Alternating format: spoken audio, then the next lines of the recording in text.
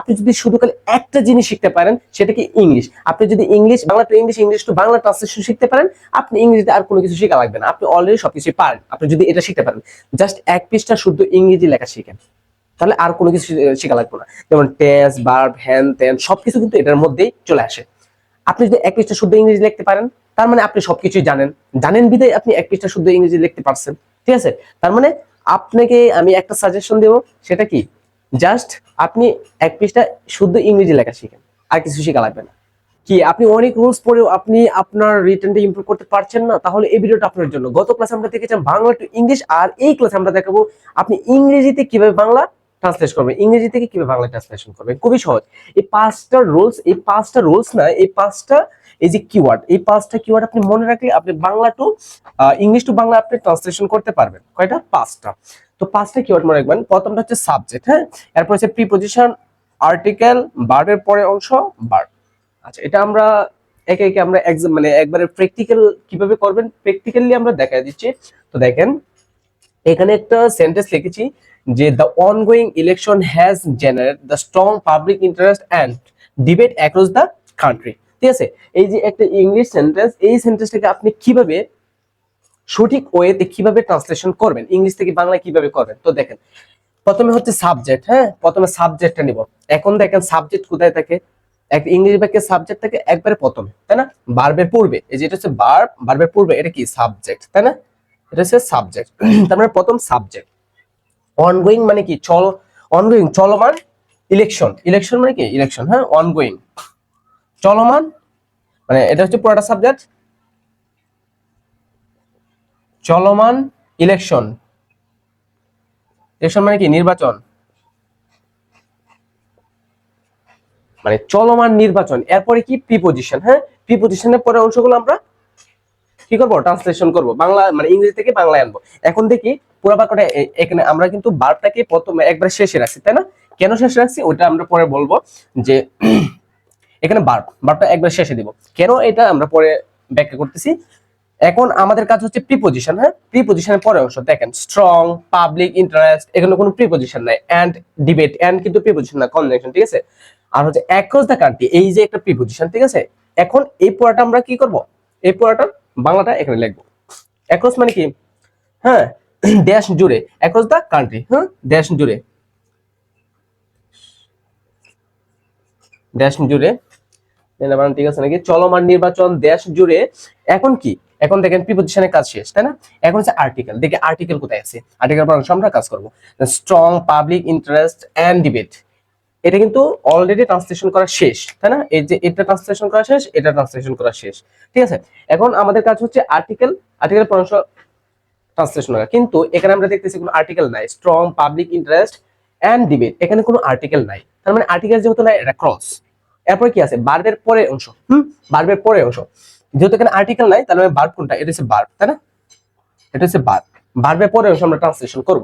দেখেন ভার্বের পরে অংশ যে এটা পুরোটা। এখন পুরোটা ট্রান্সলেশন করতে হলে এখানে একটা কনজাংশন আছে, কনজাংশন আমরা এখানে ভেঙে দিতে পারি। ঠিক আছে, এরপর আমরা যদি ট্রান্সলেশনটা করি, স্ট্রং পাবলিক ইন্টারেস্ট, ঠিক আছে, জনসাধারণের ব্যাপক আগ্রহ, ইন্টারেস্ট মানে কি আগ্রহ,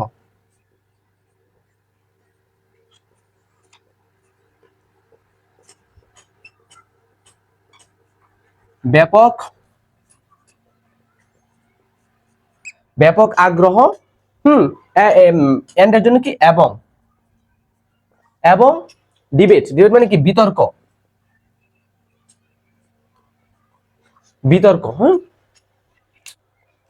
তার মানে কি বিতর্ক, চলমান নির্বাচন দেশ জুড়ে জনসাধারণের ব্যাপক আগ্রহ এবং বিতর্ক কি করছে, এই যে হ্যাজ জেনারেট মানে কি সৃষ্টি করা অথবা ক্রিয়েট করা, তাই না, হ্যাজ জেনারেট। এখন এটার কাজ শেষ, এখন কি করব, ভার্বটা বসাবো।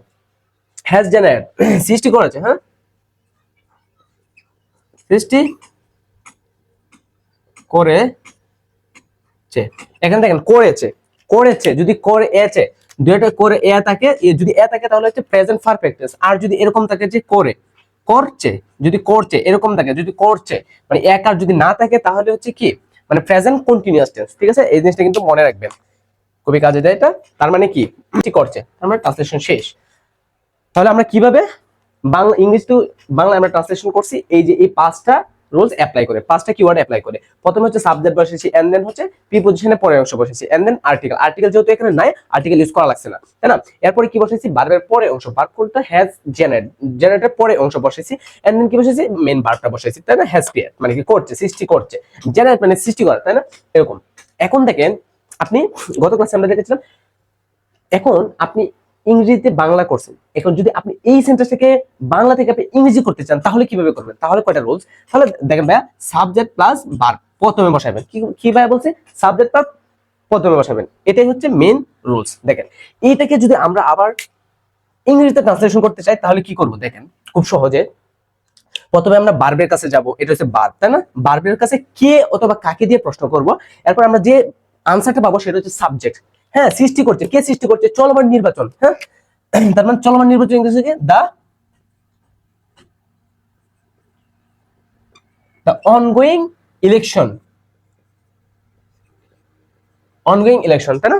চলমান নির্বাচন সৃষ্টি করছে, এর মানে সাবজেক্ট বসানো শেষ, এই যে এটুক সাবজেক্ট, তাই না? এরপরে কি বসাবো আমরা? ভার্ব বসাবো। দেখেন ভার্ব, বাংলা বাক্যের ভার্ব কোথায় থাকে? একবার শেষে, তাই না? এখন এটা হচ্ছে ভার্ব, তার মানে এই ভার্বটা বসাবো। ভার্ব কি, যেহেতু করছে প্রেজেন্ট পারফেক্ট, যেহেতু এটা তার person singular number, that's why has generate অথবা ক্রিয়েট দিতে পারেন, জেনারেট। হ্যাঁ, অনগোয়িং ইলেকশন হ্যাজ জেনারেট। এরপর কি বলছে ভাই? এরপর হচ্ছে এক্সট্রা ওয়ার্ড। এক্সট্রা ওয়ার্ড গুলো আপনি কিভাবে দিতে পারেন? যে মানে এই দুটাই তো দেখেন, সাবজেক্ট প্লাস ভার্ব বসানোর পরে আপনার মন খুশি অর্থটা ঠিক রেখে আপনি যে কোনো ভাবে ওই বাকি যে এক্সট্রা ওয়ার্ড গুলো আছে ওই যে কোনো ভাবে আপনি বসাতে পারবেন, ঠিক আছে? তো দেখেন এক্সট্রা ওয়ার্ড গুলো আমরা জানি কিভাবে কিভাবে ট্রান্সলেশন করতে হয়, বিভক্তিগুলো ভেঙে ভেঙে। এখন দেখি বিভক্তি কোথায় আছে, দেখেন দেশ জুড়ে এখানে একটা এ বিভক্তি আছে, হ্যাঁ এখানে একটা এ বিভক্তি আছে, এখানে ভেঙে দিতে পারি, তাই না? এই যে জনসাধারণের ব্যাপক আগ্রহ ও এবং বিতর্ক, হ্যাঁ ঠিক আছে, তার মানে কি করতে পারি, স্ট্রং, ব্যাপক, স্ট্রং পাবলিক, জনসাধারণের, দেখেন স্ট্রং মানে কি বলতে পারি, স্ট্রং পাবলিক ইন্টারেস্ট,